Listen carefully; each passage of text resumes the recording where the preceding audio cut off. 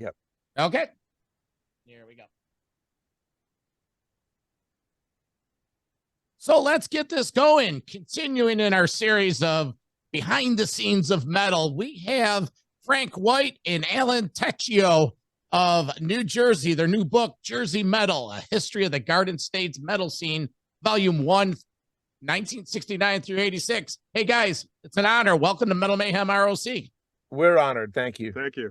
You're welcome. Let me quickly introduce you to my brother in metal. Goes by the name of Metal Walt, a resident of the Garden State. Hey, guys, say hello to Walt. What's up, Walt? What's going on? Hey, Alan, Frank, what's up? Good to see you guys again. Thanks. You know, Likewise, bro. I feel like we're long lost friends as it is. You know, how many shows, Frank, and you and I been at? I feel like I should know you like my brother because we're at the same shows all the time. And, you know, Alan, we had a nice chat at Dingbats only a few weeks ago at that Raven show. So got to connect. So it was a great night. So really, really happy that you guys have joined on this. And I'd first like to kick it off and congratulate you both on a really, really unique and extremely, extremely detailed book looking into the history of metal in the state of New Jersey. I mean, this thing, it's almost 350 pages. It weighs about 10 pounds. Just really, really, really good. Heavy. Exactly. It's heavy, right? As it should be. So, hey, before we get into the book, I want to get you to know, you know, our audience and the listeners that are going to be out here.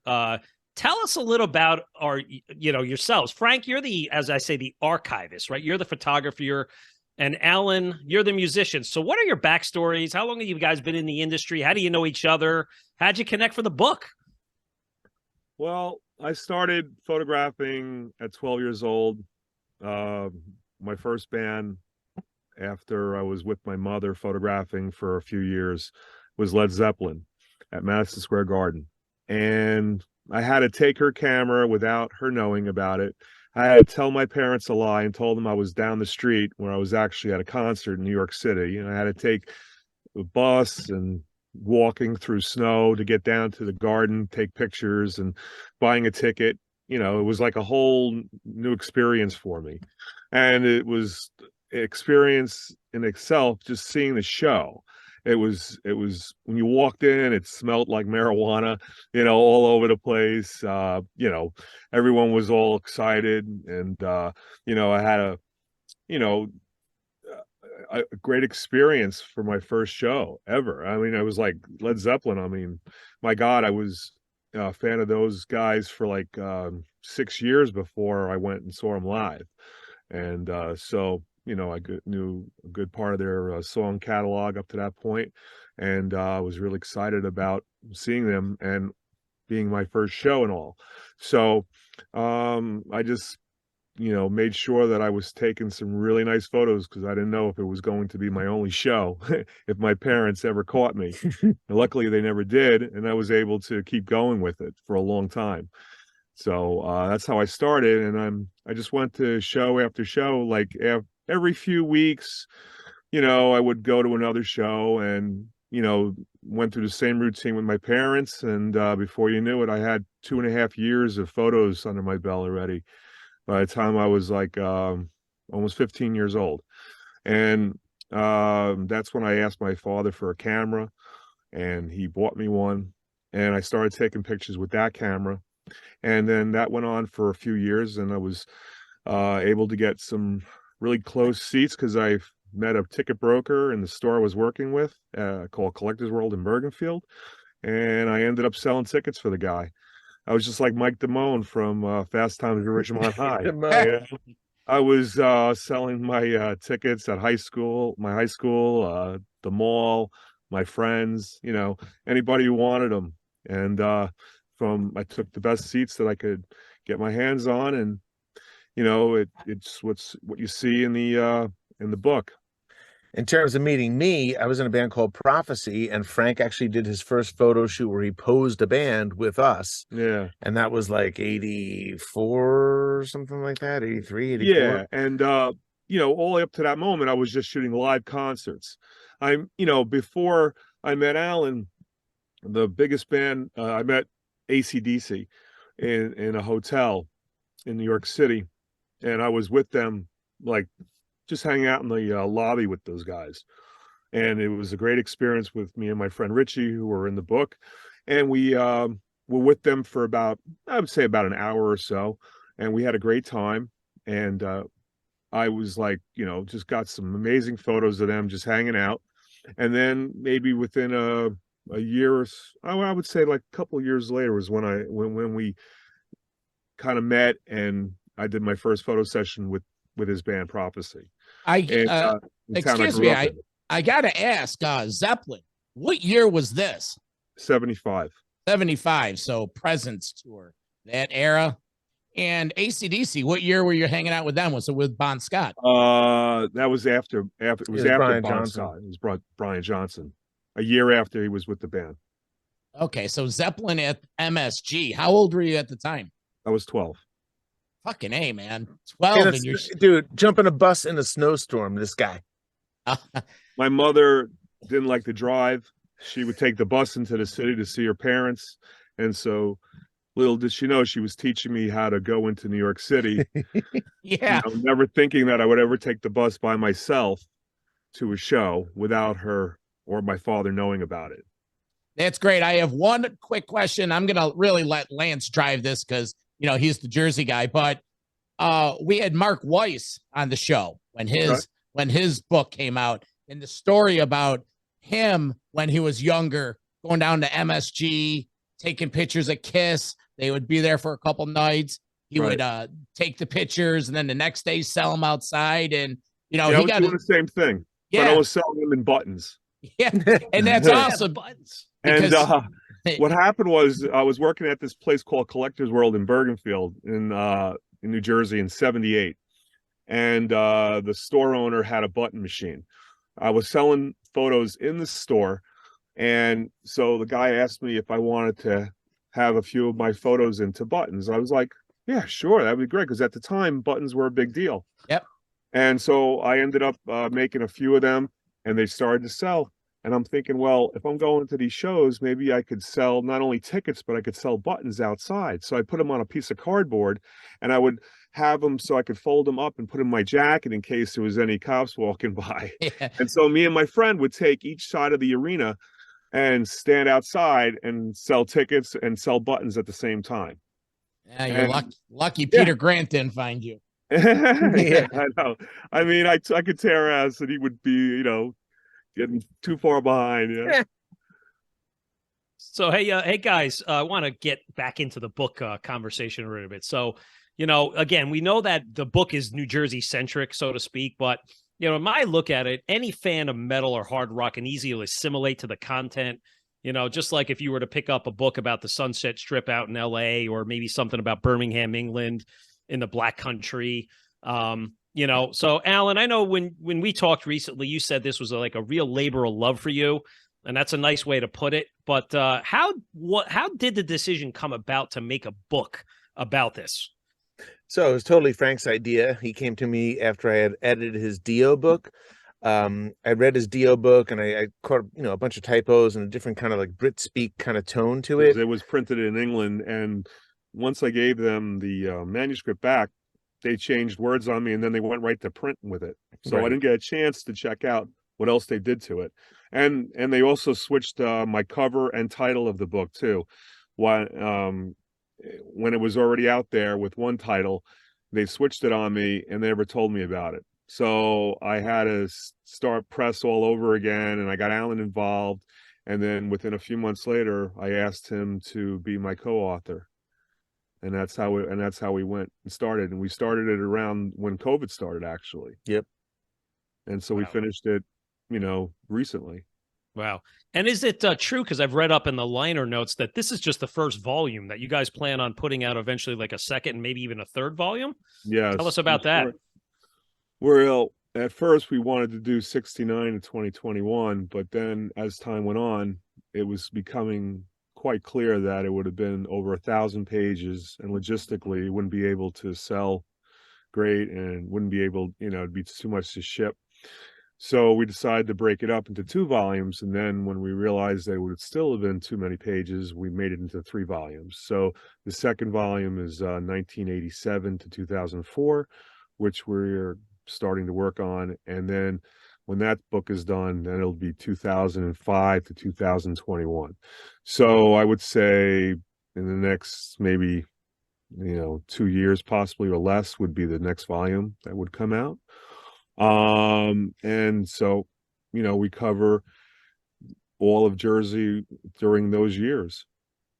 Yeah, that's amazing. I mean, that's going to be what a collection that'll eventually be coming. Sure. I would say I'm excited for the volume 1, but it almost leaves you hanging at the end of 86 when you close that last page and you see Jolyn Turner and then you two guys in there and you're like, all right, leave me hanging for another year before this comes out. We can tell you that in 1987, the first stuff that you'll see will be when Raven played at the Capitol Theater in Passaic with Wasp and Slayer. Wow. So that's awesome. Quite cool looking. The next book's going to be ridiculous. Yeah. The first book sets the stage. The next book is going to take it to another level. Right.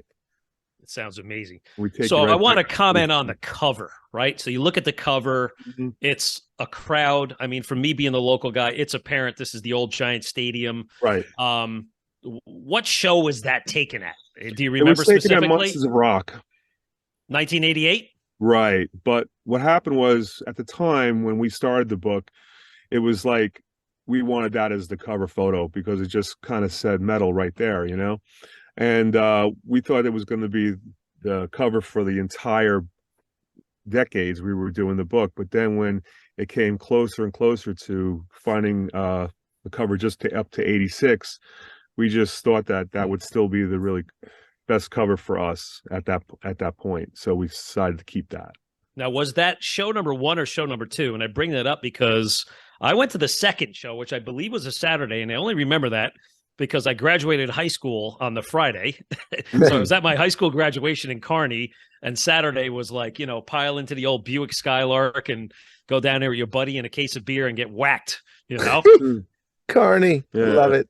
To be quite honest, I can't remember.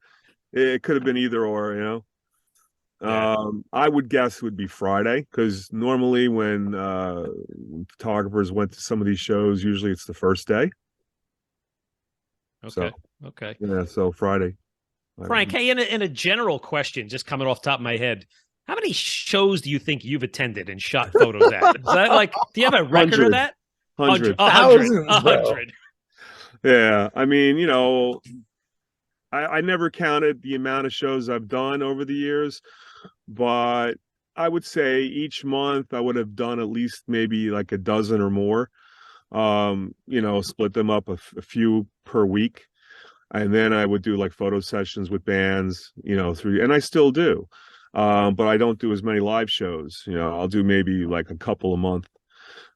Sometimes none. Like the month of December, I don't think I'll be photographing any shows. I might maybe go to 1 or 2 of them, but for the most part, it'll be just, to hang and, and just kind of work on, book number 2 and other things I got going on in my life. I have a quick question. You mentioned Dio. Were you involved with this new Dio documentary? No, just the book with the company that I was working with. And that Wasp Slayer Raven tour inside the Electric Circus. I had a chance to see that up in Toronto. I was living in Toronto at the time. And probably right around the time I saw him at the Capitol in Passaic. January 87, I think. Right. I saw him at Massey Hall, and it was like, Canada in January. It's like, 6 below. So sure. All right, good shit, man. Good shit. So hey guys, this because you've been around it a little bit more than me. And hey, I'm only the fan guy, right? I just go to the shows and we're all at it together. But the New Jersey metal scene and even New York to a degree, it's it's a small world in many ways, right? You go to the shows, you don't know half the people there, but you look at the people in the crowd and you're like, man, I've been to at least 50, 60, 70 shows for the last 30 years with that guy. Never talked to him or anything. And I can tell you, through the music, we know it's not just a hobby, it's a lifestyle. And I've made so many acquaintances and friends through it. I think we've crossed paths with certain guys that as well. I'm really good friends with Brian Rodemacher, who you Oh yeah. know, Frank. Yep, Yep. I'm good friends with Brian. He's in our And book. He photographed the Thor photos back in 1980 at the show place in Dover. see Nice. that. Yeah, great guy. Worked with, he's interviewed me for his Rock Eyes Hmm. show. And I've known him since around probably like late 70's, early 80 time period. We'd run into each other at shows and I would talk to him about his photography and all. And he seemed to really liked the things I was telling him, and we became friends ever since. Yeah, we crossed paths with the Carney connection. And another name that you probably know too, and I think he's mentioned it in the book, was the late great Herb Newman, Magic Oh, Man. yes. So Right. very, very good friends with Herb and up Yep. until his passing.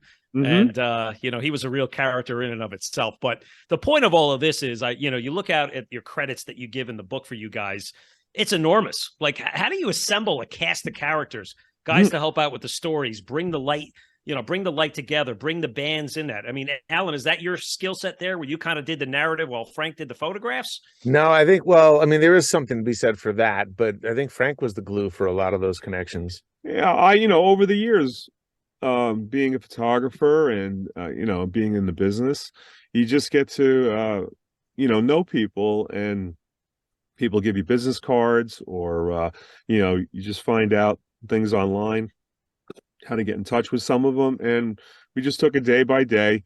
We try to compile as much as we could, and they're all little pieces to a puzzle, and we just had to put them in the right places, and then it fit well, and then we just kept going from there.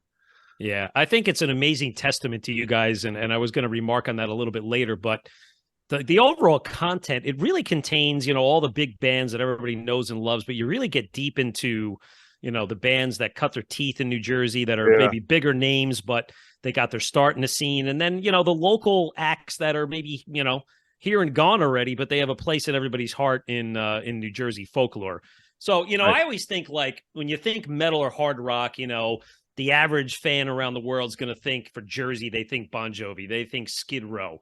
But Mhm. there's obviously much deeper roots in the metal scene from New Jersey. And I think your preface really, really calls it out, where JJ French of Twisted Sister writes that out. And he really calls out that scene really boomed in the early to mid 70's, mainly after they dropped the drinking age back, I think, to 18. Right. And then that was also the emergence of, like, arena rock and hard rock. And that became like the forefront, what was on radio stations like WPLJ and whatever. And also they restricted, apparently, like, there were sound restrictions that were removed. So, tell us about those formative years and, what, Twisted Sister means to you guys in terms of contributing to this book and your friendship. Well, I met JJ in 1980 at this Long Island music festival, and that's when I met Richie Rano for the first time, and he ended up being my neighbor, lived a few blocks away. And when I first heard of Twisted Sister, like in the late 70's, I was just blown away by their music. And I just said I had to meet these guys, and then I had to start photographing them. They just seemed like the perfect band to come into my life at that time. And The Dunkin' Donuts story is amazing. and yes, and when I was working at Dunkin' Donuts after a show at the Circus in Bergenfield, they happened to come by at 3 o'clock in the morning after I went home, changed my clothes, and went up the street, because I lived up the street from Dunkin' Donuts, and they happened to walk in within like a half hour after I was started working, and I was telling them, like, wow, I just saw you guys up the street, and here you are now without your makeup on, regular clothes and stuff. It was just weird for me to see a band come into my workspace. But, hey, they have a long drive home, so they needed coffee and donuts, right? But they were impressed by his work ethic. And so I ended up, becoming friends with JJ over the years, and I saw them many times at the clubs in northern New Jersey, maybe like Fountain Casino, sometimes in New York, in the city or Long Island, but a lot of times was like at the Soap Factory in Palisades Park, the Circus in Bergenfield, the Hole in the Wall in Rochelle Park. And I just kept following them, and then they got signed to Atlantic Records, and they went off from there. and I give them a lot of praise because they stuck to their guns, and they just a mind-blowing band to see live, especially in a club. So I give them all the praise in the world for what they've done over the years. And I'm friends with JJ to this day, and he was the perfect person to ask to do the preface for our book, because he knew so much about the New Jersey music scene back in the early days of when it started out. And so he's like one of the pioneers of that kind of music, I So think we were coming up on the 20th anniversary or anniversary of the New York Steel Show. Were you guys at that one? I was at that one in attendance when they reunited for that gig. Were you guys there? yes, I was. I was not. Okay. I was also at this show. I remember there was a show at Don Hill's in Lower Manhattan where the band came out without no makeup on. But then the New York Steel Show came and I think they put some of it back on. And it was a great show for a great cause. So it certainly was. Yeah, I think their non-makeup band was called Bent Brother, if my memory Right. serves me right, because they played up in Morristown at a little bar called Double D's. I remember a few years yeah, later. I was at that club for a couple. That was the loudest show I think I've ever been at. I'll never forget that one. My ears were ringing for weeks after that. and you had the girls right next door. So Vern, just to paint a picture, this was a rock club connected to a go-go bar in one building. And when you went in the front door, you paid your admission. The go-go bar was to your right, club was to the left. Yep. And you would see the girls come out, slide down the pole, then the band's around the corner. Yeah, that's not too far away from me. And I mean, it's long gone, but that was a cool little place for a while. There was Sounds also nice. a place in Secaucus, I think it was called the Blue Room, Yeah. that had the same kind of setup. Yeah, right next to one bar AJ's. and wiggling at the other side of the bar. That's a whole nother topic, but I always say, like, there's certain 80s music, I think Danger Danger and certain other bands, Rat, that to this day that screams strip club. When I first turned 21 and 19 and in whatever 1991 or whatever, that was like the music they played when you went to happy hour Friday night. You didn't hear this dance crap, you heard Rat, you heard LA Guns, right? Yeah. Well, But hey, okay, excuse me, quickly talking about the ballet, if you will. 87, I mentioned that I was living up in Toronto. Well, I was a freshman in college. I was going to school up there for recording arts. And here I was, a 19-year-old American. The American dollar was through the roof. And there I was going to the Brass Rail for lunch 3 days a week. Because, Nice. yeah, we all know how the Canadian ballet is second to none. So, triple extra doors, full nudity, and jam and metal. So, Yeah. You had it going on up there. yeah. All right, go ahead. Yep. So, hey, Frank, just I don't want to get off the Twisted Sister topic because there's some amazing photos that you have in the book that date back to, I think, 1973. And to me, I did a double take. I had to look at the guys, and I couldn't even make out who some of them were.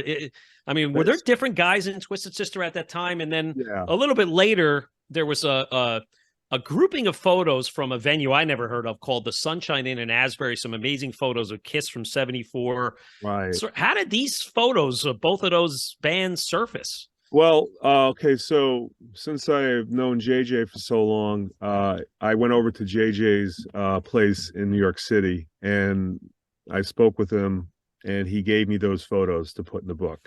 So those are his original. It's the original Twisted Sister lineup that you see there. And the other photos from the Sunshine Inn, we got those from this girl, Cindy Smith. She gave them to me because I happened to contact her through someone else, and we were able to meet. And then I went over to her house in New Jersey, and I was able to pick out photos right from her photo albums. And all those photos that you see in the book were just sitting there, just waiting to be used. And I was so glad that I found them, and we made sure we put them right in.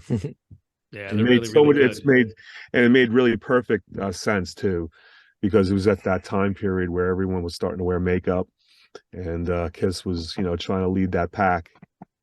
Who with the were the members of Twisted Sister in those photos? I mean, JJ French was obviously one of them. Was it the other guys in there too, or were there some different members, if you recall? Oh yeah, that's all the original lineup. I mean, D came in '76, and then Mark Mendoza came in from the Dictators, and then the other guys came in. You know, But Eddie came in. that's the Jersey connection, because it was a Jersey band called Silver Star, and they were looking for a guitar player. JJ answered their ad. He lived in Manhattan, and he joined a band in Hohokus, New Jersey, and then got them to change the name to Twisted Sister. So the original lineup is the guys you're talking about, who were originally Silver Star, and then over time it became much more of a Long Island band.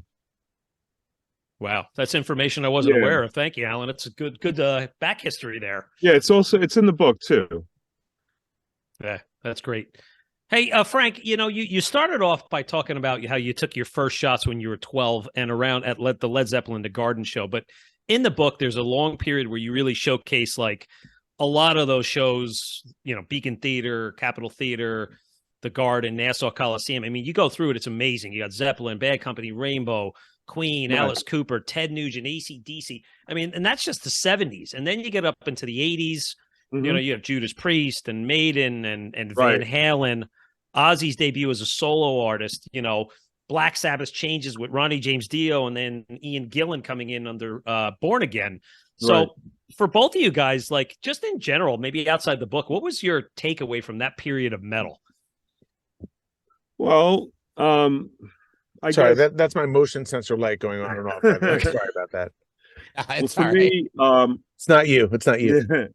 I was I had a my time photographing music started out in New York City, because when I was a child, going into teenage years, I didn't have anybody to take me. So I would do all my photographing in New York City, because there was no arena here in New Jersey for anybody to go to. So the closest one would be Madison Square Garden. And then you got the Academy of Music, which turned into the Palladium, and you had other places to go to too. Now, if I was a little older at the time, I could have maybe taken my car to the Capitol Theater or to Convention Hall. So I had to settle on going into New York City until I found rides that would take me to other places. So my friend Carlos is in the book, and he was the one who had a van, and he worked with me at Dunkin' Donuts, and he drove me to these shows. And so I got to appreciate other venues and other forms of music, because he had a vehicle that would be spacious enough for us to enjoy while we went to a show. And, it got me into photographing more different types of music. And then I got my own car, and I got into other types of music as well while, I was photographing heavy metal. And so I got to appreciate all different types of music through the early part of my life. And, but heavy metal just ended up selling more than a lot of other music for me. And so I concentrated on that a little bit more. But then, other genres came in, and I would photograph them at times. And then, just went back to what sold the most, which was heavy metal music. And so I got to really sink in real deep into my life with that kind of music. And so I appreciate it to this day. And so I try to give back now by doing these kind of books to show not only New Jersey, but the rest of the United States and the rest of the world what it was like living here in New Jersey during that time period, and enjoying the heavy metal music of our state. I have a quick question. Now you talked about shooting all these shows, anyone and everyone. Did you how were you monetizing this? Were you selling to Circus and Cream? Were you doing album covers? How'd the money come in? Uh-oh.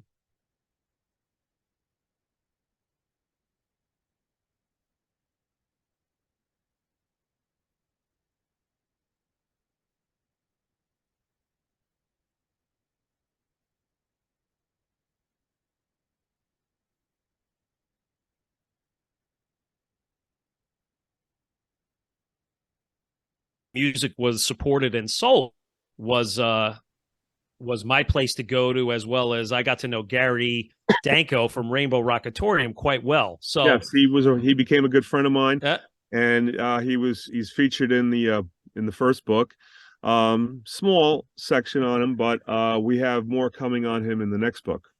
That's awesome. And he was one of my sources to buy some of my records and other things. And you know, I had so much appreciation for the all the different shops that sold music to all of us. And so I figured, you know, it's a nice little payback. Get them all in there and recognize them as you know, the stores that we grew up with, you know, and listening to music. Now, Yeah. I was probably too young to have gone to Rock and Roll Heaven on Route 18 in East Brunswick. You make sure that is well featured in the book. Right. I mean, that was a big flea market. It was Clark, the Rock and Roll Heaven in Clark a few years later. Okay, so I don't know about that. To tell us about that, was like that the place to go for metal fans to hang out and congregate?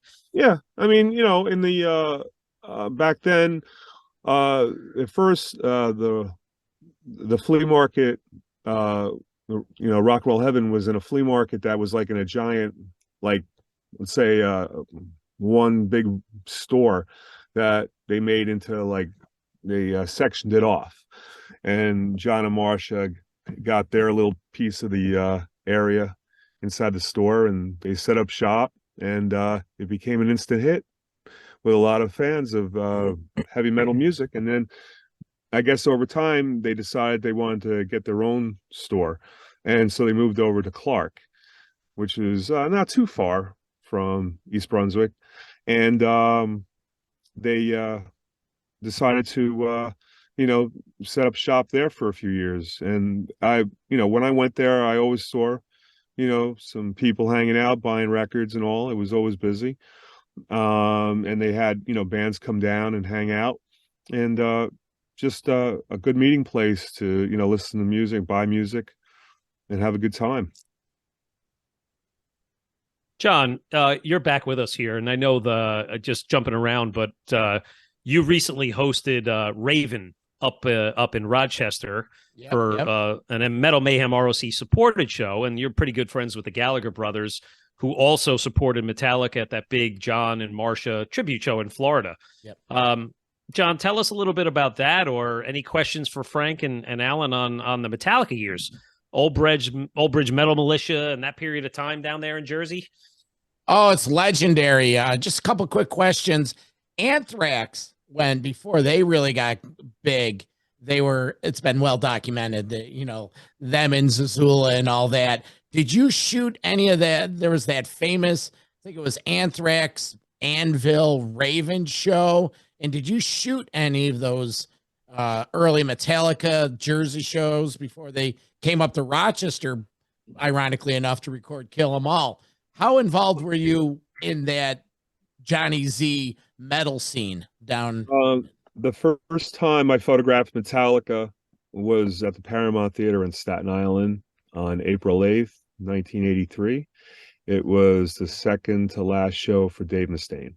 Okay. And on that same bill was Vandenberg and the Rods. And Vandenberg was headlining, and Metallica was the opening band. And you know, the show, I just fell in love with the guys. They were so cool, and their music was just so outrageous at the time. After they were over with, I went straight over to their merch table, bought their the Metallica Metal Up Your Ass shirt, which just had just the words. There was no toilet bowl with a sword sticking out of it. And I ended up meeting James, and I asked him, I go, do you like to be called James or Jimmy? Because, you know, everyone had, like, you know, nicknames back then. So he liked to be called, like James. I'm like, okay, cool. All right, James. And then, you know, I would meet the other guys. And I also photographed Anvil back then. Anthrax I photographed, I think, like starting in 84, early 85, around then. And some at Raven, photos guys with Anvil in 1982, actually, when they were on tour together. So I started photographing those bands that Johnny was involved with, you know, right around the time that he started, you know, his Rock and Roll Heaven store. Walt mentioned that in October, I hired Raven. They had a tour stop in Rochester, and the ties, the Rochester pipeline to New Jersey and Johnny Z is well documented. Johnny brought the Metallica guys up here. Well, it so happened a couple of weeks ago, I was down in Jersey with visiting Walt, and we were going to the Merciful Fate show. On my way back, I stopped and had lunch with Carl Kennedy because we, we've developed a friendship, and he happened to, because this was right around the time when, this was a month ago or 3 weeks ago, when Metallica was opening for Raven at that Florida show, or Raven was opening for Metallica in the Florida show. And we saw them just prior to that. Well, Carl was telling me that exact story about the Vandenberg show. You know, so it's full circle here.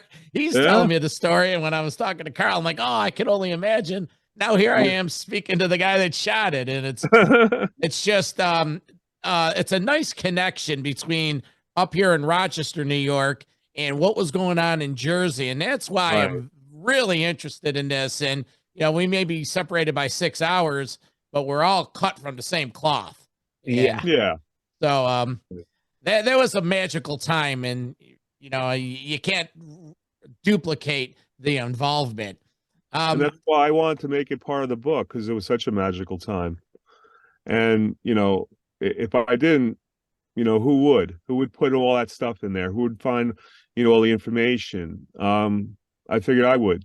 And Alan, with his help, you know, with everything, you know, we really put together one hell of a book. And so we're so glad that we were able to bring it out to the people and really show them what Jersey was all about back then. Are there any pictures or documentation of the Old Bridge militia gang?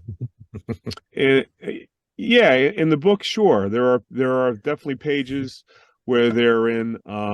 We have like photos that was taken by the Slayers road manager of the band in Metal Joe's basement from the Old Bridge Militia. He rented a home in Farmingdale, New Jersey, and the band came to his house, and they had another photographer, a friend of mine, Kevin Hodat. He photographed some of the photos in the book.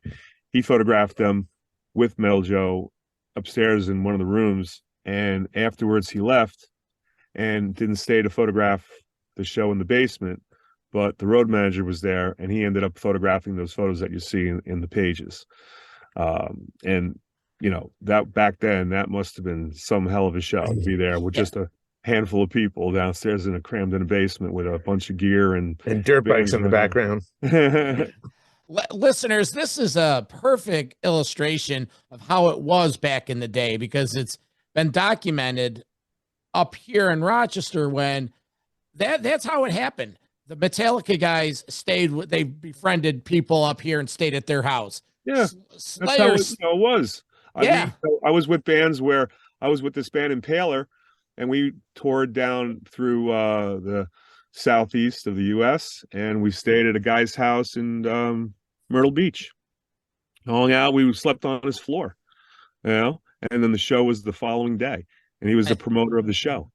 Yeah, and it's just the way it was for certain bands, you know, and other bands obviously had bigger hotel rooms, bigger, you know, tour buses and all, but they had you know, I think it was like just a regular, I think it was like a bus or van or something.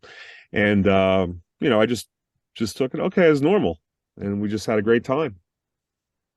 And it helps on the rider cost too. So, yeah. Hey guys, in addition to the massive amount of photos that are included in the book, what I think is really neat is the inclusion of the old venue ads, right?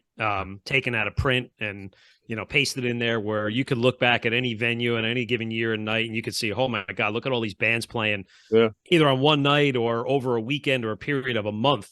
So Alan, did you get involved with this at all? Were these out of the aquarium or the old East Coast Rockers? Like, did you pick through those archives or something? That's actually a great question. So it's just literally a day or so ago caused a little bit of a stir for us, because they did give us access to their archives completely. And we told them that we were going to have photos throughout the book. However, we never got anything in writing about this, and we spent mad hours, especially Frank. But, you know, it I wanted to get the best images, for our book because it deserved it. Well, it helped us timeline everything so we That can get the dates that right. too. And the book is, if you didn't mention it already, written, month by month, year by year. So it tries to be continuous, you know what I mean, and have a continuity to it. However, they saw that are in the book and they wanted them removed. So we are right now redoing the book. So the books that we have now, which is, I don't even know, Rarity. it's crazy. And honestly, it's our own fault for not getting into writing, but they don't want it out there.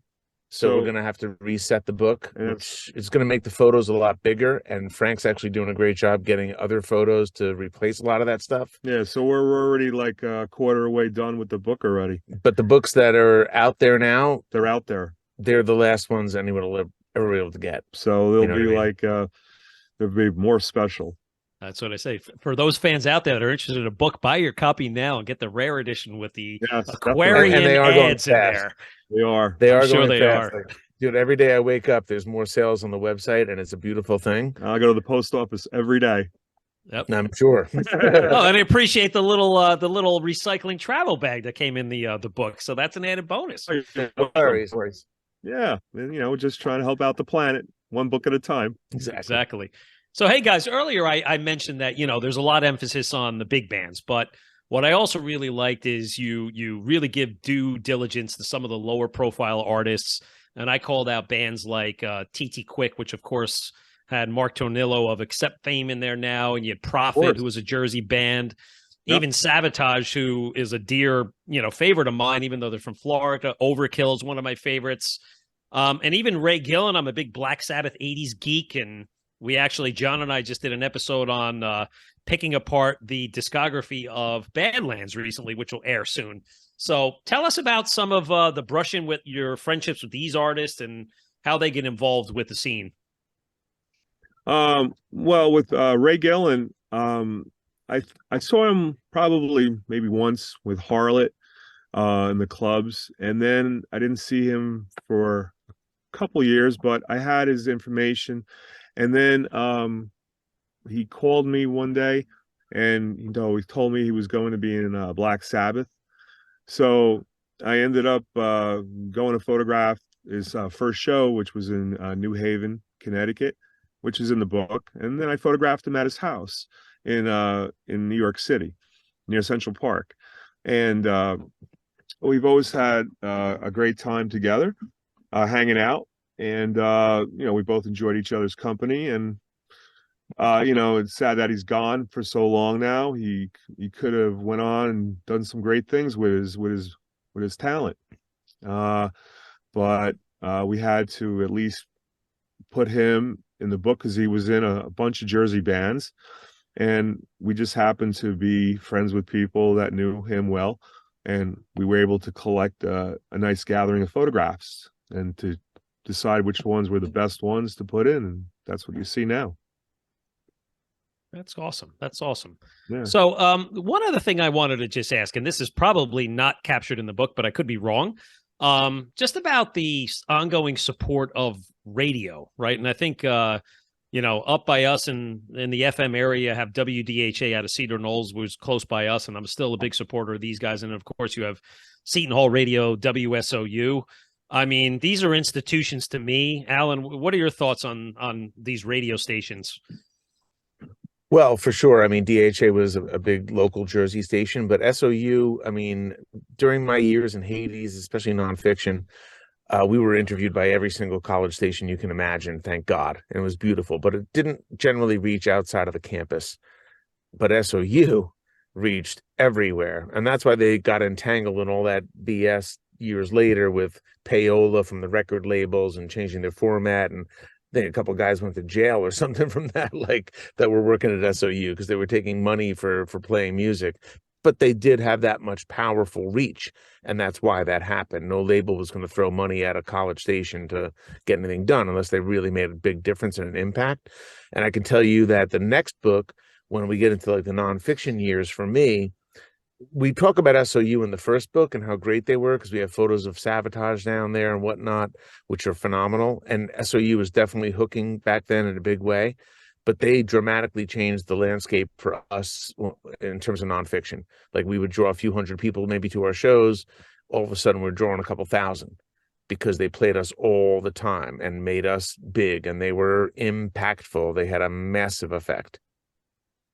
Yeah, that's amazing. That's great. Great to hear that. Wow. So guys, excuse me. I just want to comment on that. Back in the day, I got my start in college radio, if you will, in high school.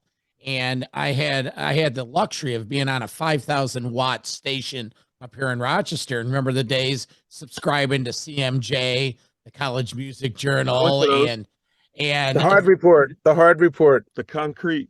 Yeah. And we took that platform, believe it or not, guys. There I was, a senior in high school, and we had the first Metal Mayhem back in 86, 85, 86. And we interviewed Metallica on the Master of Puppets tour. There it was, we were 18-year-old kids, but that's how it was back then. The grassroots, what you were talking about, Alan, of getting you've done hundreds, if not thousands of interviews, but there was no internet at the time. That was the pipeline. And it's sort of come full circle that's when metal blew up. And then all the major radio stations got on the bandwagon. But here we are 35, 40 years later, and it's not at the forefront. And outlets like Metal Mayhem, ROC, like what we're doing here, we're the new college stations from back then. It's just pretty much, yeah. And we're the ones, we have a global presence. So and thank you for doing that, brother. Thank you for doing that. Thank you. And we hear it time and time again. Lance has not so much name dropped, but we're able to take this platform and get the word out there. And I'm telling you one thing, the publicists love it, the record labels love it, and they show us the appreciation. And it's just a testament to the metal community. And it's just ironic that here we are 40 years into this metal, if not longer, metal crusade, and it's like history's repeating itself. So that's a testament to the new. It's a testament to the new media too, for sure. Yeah, absolutely. Yeah. So, hey guys, before we head into our final segment, a little segment we like to touch with our artists called the History of Heavy Metal segment. And I have some fun questions for you guys that are, of course, outside the book. But I have one last question going back to the conclusion of the book in 1986. For me, I was not personally at the show, but there's a legendary show that occurred at the Meadowlands Arena, the Ozzy Metallica show, where apparently the fans went crazy and tore the seats apart, cut open the seats, and pulled out all the foam, and chaos ensued, and it was like a snowstorm of foam flying around the arena. Were either of you guys at that show? Frank, did you shoot that show? No, I didn't shoot that show. I didn't get a photo pass for that particular concert, so I didn't bother going. But I remember a show that was like that over at the Garden with Judas Priest in 84, I believe, where everyone started cutting the seats up and they were throwing the foam all over the place. And there are photos of all the foam seating inside the photo pit, which is right in front of the stage.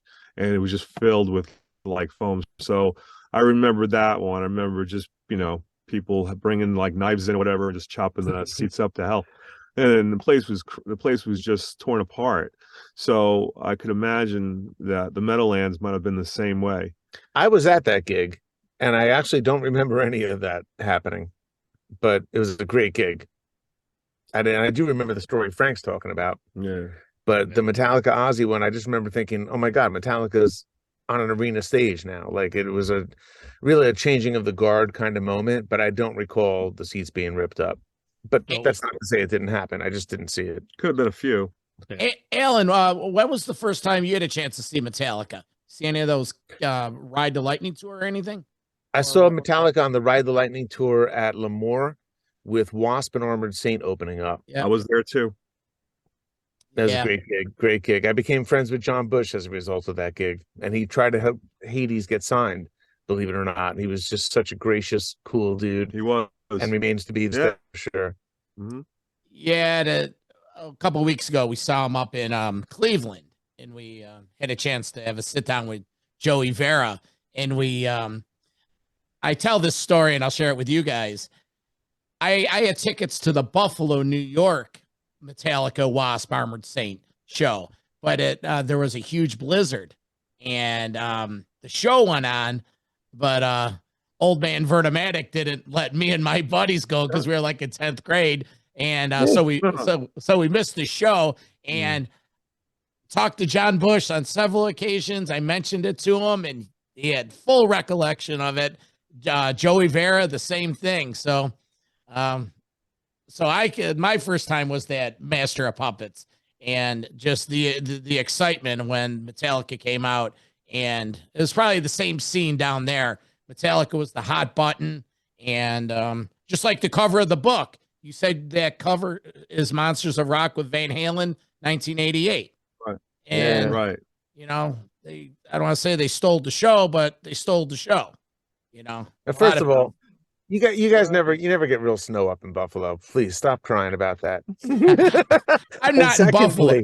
I'm in Rochester. I'm only kidding. But Rochester's a little, yeah. No, when we went to see L'Amour, the Metallica show, I remember pulling up and walking up to the venue, and there had to be, I don't know, 200 people or more outside in line, all singing a cappella Metallica songs at the top of their freaking lungs.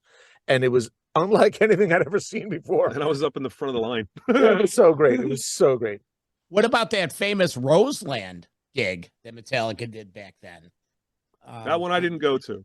I wasn't there. I had another friend of mine, my friend Kevin, photographed that show. That was the show that the band got signed. Yeah. Man, the history, and it's not just Jersey. I'm envious of you guys. I talked to Walt about this stuff, and we text all the time, and he's like, every night he's somewhere. I'm like, what are you doing? He's like, I was bored, so I'm over here. He's Metal Walt. He's Metal Walt. Yeah. That's living in this area of the country. I mean, Alan, I think you and I are close by each other. I'm in East Hanover, but 5-6 shows a month is not unreasonable. The kids go to bed. My wife doesn't care. I just leave. It's fine. It's harmless, You gotta have your time to have some fun. Exactly. I don't golf. I don't gamble. I don't really drink. So what else are we supposed to do? And it's awesome. So.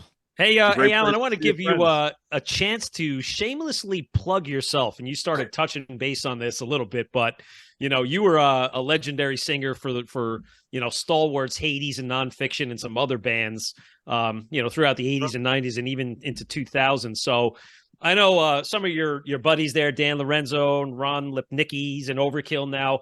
So tell us a little bit about. He's not Overkill anymore. Oh, he's not? Okay. He was, yeah. Jason Bittner's in Overkill now. Right. Yeah, sorry about that. But tell us about that period of time, and also, what are you up to now as a musician?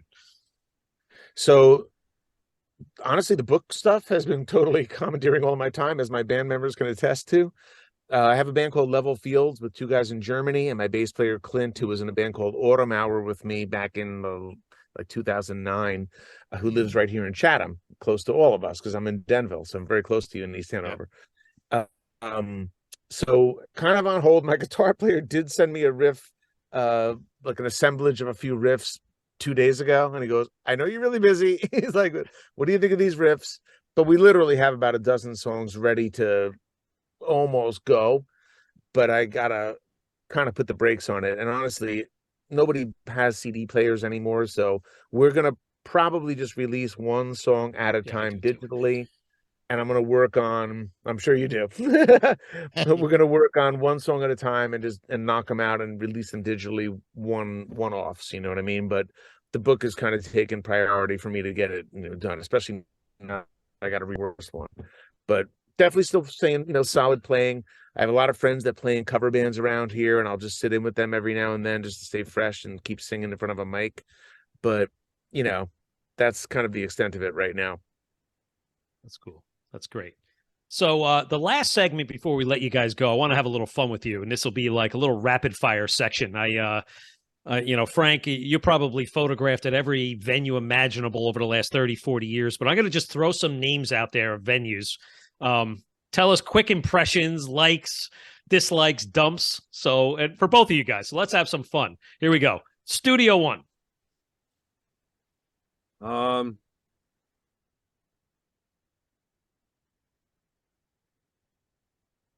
Uh-oh. They froze up. Okay, when he comes back on, you just ask him again. All right. Hey guys, you're frozen up. Nope, you just froze. Okay. I'm good now. You You're guys back, are back? you're back. Okay. You're back. All right. John, are you frozen? No, I'm No. good. All right, so let's do that again. So Studio impressions of Studio One. I loved going to the club. It was in a sketchy neighborhood, but I enjoyed all the shows. Had a great time photographing the bands that I saw there. Absolutely hated lugging the gear up all those stairs. It sucked shit. It was so fucking difficult. And we always worked and hustled. So it was a well worth gig after we played it because, you know, getting the gear back into the truck was like the best part of the night. But we had many, many good shows there for sure. Yep, it was a legendary club for a short period of time. Next one, And the then it became cricket, the the Crazy cricket Horse. club in Irvington. I came to Tequila Joe's. Yes, Tequila Joe's, the cricket club in Irvington. Another sketchy area. And you know, I didn't go to too many shows there. Things that, you know, were really like more like one-day festival shows. And you know, some of the people, I remember one time, you know, hanging out with Guar outside, you know, in their van, you know, drinking up some beers and stuff back in the day, and you know, having a good time. And you know, there was other bands there. We, you know, just chit chat, you know, be either before or after they went on. But I got some good images from that place as well. And Yeah. I like pretty much all the other places in the area. You know, I had a chance to photograph at many venues in my many years of photographing shows. So Cricket Club, I remember doing an SOU show there.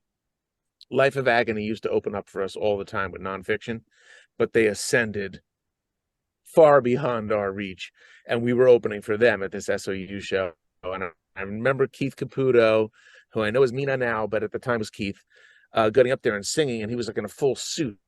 I'm like, that's the coolest thing. He's in like a 3-piece suit. And I think he had just like come from a wedding or something. And he jumped up on the stage just because he came from the wedding and he was in his suit. But I thought it was so badass. There's one other thing Oh I got my to God. mention. One of the other memorable moments was when I photographed 7 Witches with Jack Frost, and the guys were all dressed up with witches hats. Nice. I thought that was pretty funny. That's funny. Yeah. Well, here's a great one that we all was a legendary place, the Birch Hill nightclub in Old Bridge. Well, I could tell you, we used to open for Edgar Casey there when I was in nonfiction. Edgar Casey was a cover band, but there would be 2,000 people there. We'd be able to go swimming in the pool outside before the club opened. We go back inside. Art Stock treated us really well.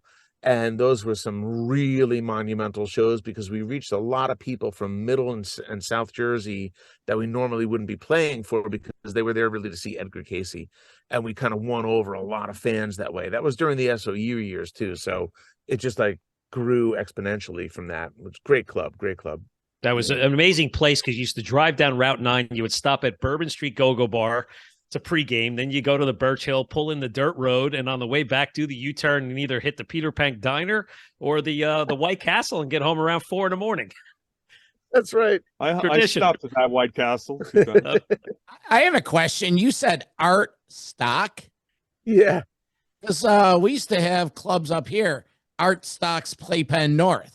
That's right. Wow, Art that Stock, was way north. he was the kingpin of clubs back in the day, and probably mostly the 70s and definitely the 80s. He owned like the most liquor licenses, I think, in the state at one point. And he also had a place in Florida too. Yep. In Fort Lauderdale. He was all over the place, Art Stock. Ah, geez, that's awesome. And I think he was associated with Club Benet as well, which is also down in that central Jersey area. I don't know that he Yeah. was, but Okay. possibly. I mean, he Yeah. had his fingers in everything, Art. Yep. And Frank, of course, near and dear to your heart was a place that I love that I don't think could ever be replaced was the Brendan Byrne Arena because you had the big walkway across to the stadium. You parked at Giant Stadium. You drank your beers. You raised hell, banged on the thing going across the stadium. Yeah, beer bottles I all remember over that. the place. And you know what? You parked in the parking lot. Now it's just, you know, you got the mall over there and the big parking garages, and it's not the same going down to the Prudential Center in Newark. That was just a place that we all cut our teeth in.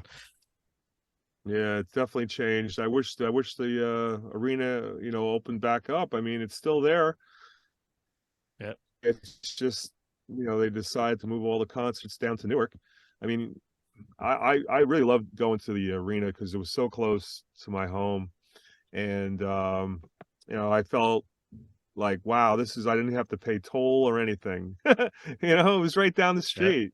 And I always, had a really good time hanging out in the parking lot, tailgating, and got some nice photographs outside too, at some of those events. And I miss that place. Yeah. And, I hope one day that they do something, maybe open it back up, but I don't think that's going to happen. I'm just, No. just, thinking. It's like I was down there for the Jet Miami game with my wife and kids a couple months ago, and we parked right outside of there. And I was pointing to my boys and said, "You see this place? How many games and concerts I saw there? It's like a ghostly building there, just rotting away." So I've been to the mall next door, and they have a ski slope in that place. Yeah. It's like, wow, it's Yeah. bizarre. That'll It's always be the it's metal, cool, though, at the same metal time. lands to us guys, the metal lands. That's right. Yeah. So we had to make sure we honored that place by having that, venue. And Did they really call it the Metallands? Yeah, the Oh, metal yeah. lands. There's That's the the metal area. lands. That's I mean, the it's area. cool, That's but what it that area's sounds too called. easy. So, hey guys, we really appreciate your time tonight. I don't know if you have any last parting remarks, but at least tell us and the listeners, where can you go to get the book? Christmas is coming up. Perfect time to buy the book. JerseyMetalBook.com. JerseyMetalBook.com. And thank you guys for the interview. It's freaking awesome. yes, great. it was. I appreciate it. Just to remind everyone, the book, A History of the Garden State Metal Scene, Volume 1. Like the guys just said, find it everywhere. Buy yourself one, buy your friends one, and interact with these guys. Are you guys on Twitter, Facebook, any of that? We're on Facebook. Facebook, Yeah. Jersey Okay. Metal. Jersey Metal. We'll have all this in the show notes too. So Awesome. Thank you guys. I'll Thank you. let Lance say, or I'll let Walt say goodbye. Fellas, it was a great listen. I look forward to getting the book. I don't have one yet. He took a few pictures and I did a little research. So best of luck and stay in touch. All right. Thanks, you. brother. Thank you so You're much. welcome. Have a good day. Hey guys, it was awesome. We'll get the information out to you on this if you want to repurpose the video, and we'll send you the links to the. John usually cleans up the audio. What do you think, John? Probably next week you'll have it uploaded. Yeah. I'll put a rush on this. It'll be probably a week from Thursday. This will air. And get us your address, John. We'll get you a book. Oh, cool. Okay, thanks. You got it. Okay. Yeah, this has been good, guys. Really nice to talk to you. Let's keep in touch, right? We're neighbors. I'm sure we'll see you at boys. shows. Yes, I hope You guys so. want to go out and get a beer one night? Just give me a ring, Alan. You got my number. Awesome, brother. Cool. Thank you so Thank much, you. Metal Walt. All right, guys. We'll talk soon. Thanks, All right, guys. Cheers. Bye. Bye-bye. Bye. Okay. All right. Cool.